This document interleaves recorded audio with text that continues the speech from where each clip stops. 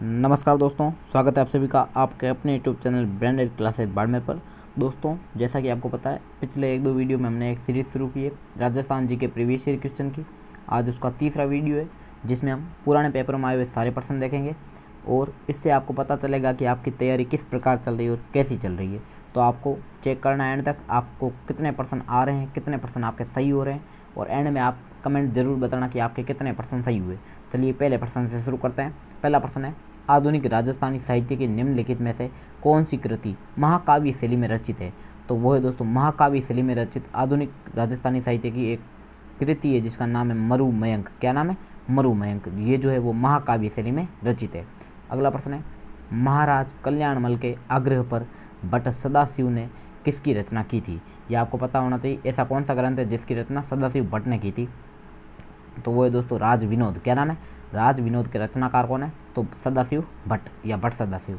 अगला प्रश्न है, तेजाजी से संबंधित निम्नलिखित में से कौन सा स्थल सुमेलित नहीं है, यानी सही रूप से सुमेलित नहीं है? तो पहला खड़नाल जन्म स्थल, तो ये 100% सही है। अगला देखिए, नेक्स्ट आपके लिए पन्नेर में ननियाल, ये गलत है ना, पन्नेर में ननियाल नहीं है। तो पन्नेर में क्या है सर? तो पन्नेर में जो है वो इनका ससुराल है। फिर भी देख लेते हैं, सुरसरा अजमेर, ये क्या है? समाधि स्थल, तो ये सही है। परबतसर में मुख्य मेला, ये भी सही है।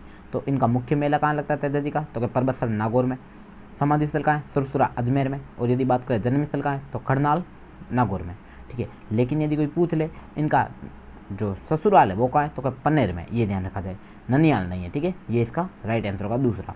अगला प्रश्न देखते हैं। नेक्स्ट क्वेश्चन है, बाण माता जो है वो किस राज परिवार की कुल देवी थी? तो बाण माता दोस्तों मेवाड़ राज परिवार की क्या थी? कुल देवी थी, ये ध्यान रखना। बाण माता मेवाड़ परिवार से। नेक्स्ट है, पिचवरम मैंग्रोव किस राज्य में स्थित है? ये एक इंडिया जीके का प्रश्न साथ में आ गया, कुछ नहीं करा देते हैं। तमिलनाडु जो इसका राइट आंसर है, पिचवरम मैंग्रोव तमिलनाडु। अगला प्रश्न है, निम्नलिखित में से राजस्थान का कौन सा क्षेत्र तांबा भंडारण के लिए प्रसिद्ध है? तो इसमें कोई पूछने की जरूरत नहीं। खेतड़ी झुंझुनू तांबा यहाँ पर बहुत प्रसिद्ध है और तांबे की बहुत सारी खाने हैं यहाँ पर खेतड़ी झुंझुनू में। और यहाँ पर आपको पता हो तो हिंदुस्तान कॉपर लिमिटेड भी स्थापित की गई है, HCL यानी हिंदुस्तान कॉपर लिमिटेड। और उसकी स्थापना कब हुई, अगर आपको पता हो तो कमेंट जरूर करें। अगर आपका आंसर सही होगा तो भी बताया जाएगा, गलत होगा तो भी बताया जाएगा। अगला है नेक्स्ट, राजस्थान में रॉक फॉस्फेट की मुख्य खदानें कहाँ स्थित है? तो दोस्तों राजस्थान में मुख्यतः रॉक फॉस्फेट जो है वो उदयपुर जिले के झामरकोटड़ा में बहुत अधिक मात्रा में पाया जाता है। तो झामरकोटड़ा इसका राइट आंसर होगा, रॉक फॉस्फेट। ये जरूर ध्यान रखा जाए, मोस्ट इंपॉर्टेंट प्रश्न है ये और काफ़ी बार आ रखा है, हालांकि ये खुद पेपर का ही है। अगला प्रश्न है, निम्नलिखित में से अरावली पर्वत श्रृंखला की सबसे ऊंची चोटी कौन सी है? अब प्रश्न आएगा कि भाई गुरु शिखर है, ये तो यहाँ पर है ही नहीं भाई, प्रश्न में साफ लिखा निम्न में से है ना, इनमें से कौन सी है? तो आपको हाइट वगैरह थोड़ी बहुत याद होनी चाहिए। पहला, गुरु शिखर की कितनी है? तो अगर सर गुरु शिखर की मेरे को याद है 1722 मीटर है गुरु शिखर। उसके बाद में आता शेर, क्या आता है? शेर। शेर की कितनी है? तो सर 1597। कितनी है? 1597। जरगा 1431। कितनी है? 1431। ठीक है, ये ध्यान रखना है। तो 1431 मीटर कौन सी है? जरगा। उसके बाद में आता है अचलगढ़ 1380 मीटर। कितनी? 1380 मीटर।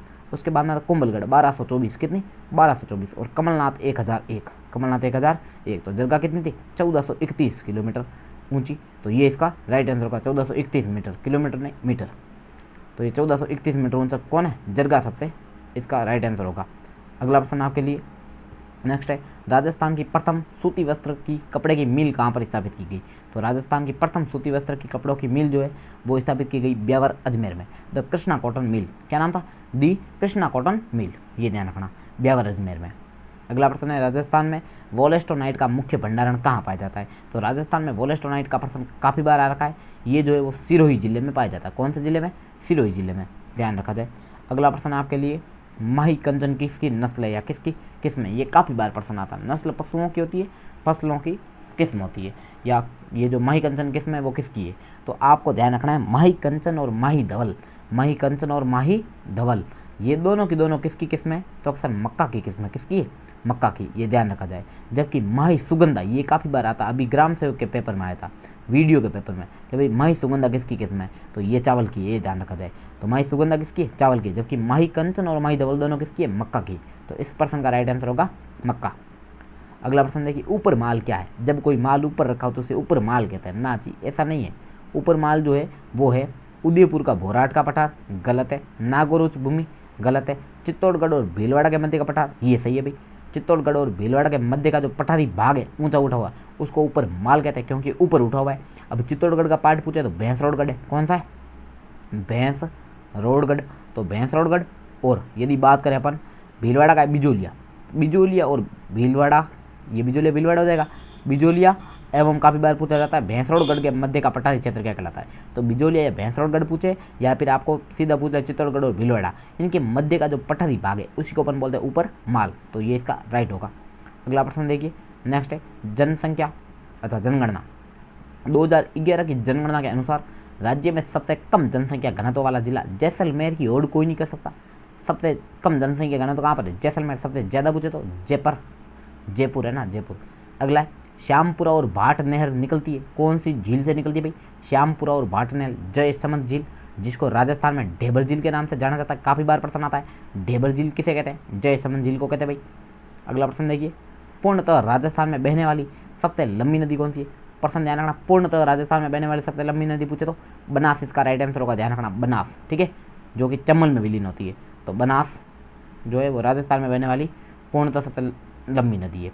आंतरिक अपवाह की पूछे तो अलग होगा भाई। एक प्रश्न सुनना, पूर्णतः राजस्थान में बहने वाली सबसे लंबी नदी कौन सी है?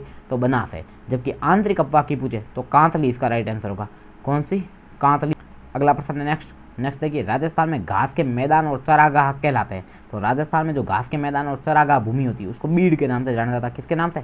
बीड़, ठीक है। बीड़ अलग है, बीड़ अलग है। तो बीड़ जो है वो एक उत्खात भूमि है जो कि धौलपुर में सर्वाधिक पाई जाती है, जबकि ये बीड़ है। बीड़ क्या होता है? तो मैदान है, घास के मैदान और चरागाह, उनको बीड़ कहते हैं। नेक्स्ट है, राजस्थान में उड़न गिलहरी पाई जाती है। तो ये प्रश्न कितनी बार छपा है, कोई हद नहीं इसकी, काफ़ी बार आता है। तो ये पाई जाती है सीता माता अभ्यारण्य प्रतापगढ़ में, ठीक है। कहाँ पर? सीता माता अभ्यारण्य में।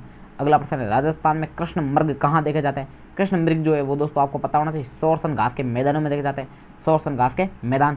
चूरू में आपको पता होगा, चूरू का जिला शुभंकर भी क्या है? कृष्ण मृग है। कृष्ण मृग है ना, मृग नहीं, मृग पढ़ना है, री पढ़ते हैं उसको।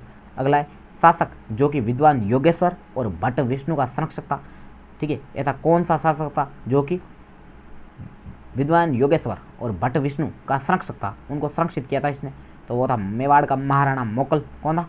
मेवाड़ का राणा मोकल। योगेश्वर और भट्ट विष्णु का संरक्षक था, ये ध्यान रखा जाए। अगला है सवाई जयसिंह ने कहाँ पर खगोलीय वेधशाला नहीं बनाई है? तो सवाई जयसिंह का ये प्रश्न पता नहीं कितनी बार है, मोस्ट इंपॉर्टेंट प्रश्न है, रट लो इसको, तो ना 1000 बार आता है, बार बार ये प्रश्न। तो सवाई जयसिंह ने कुल 5 वेधशालाएं बनाई थी। क्या बनाई थी? 5 वेधशालाएं, जिनको जंतर मंत्र भी कहते हैं।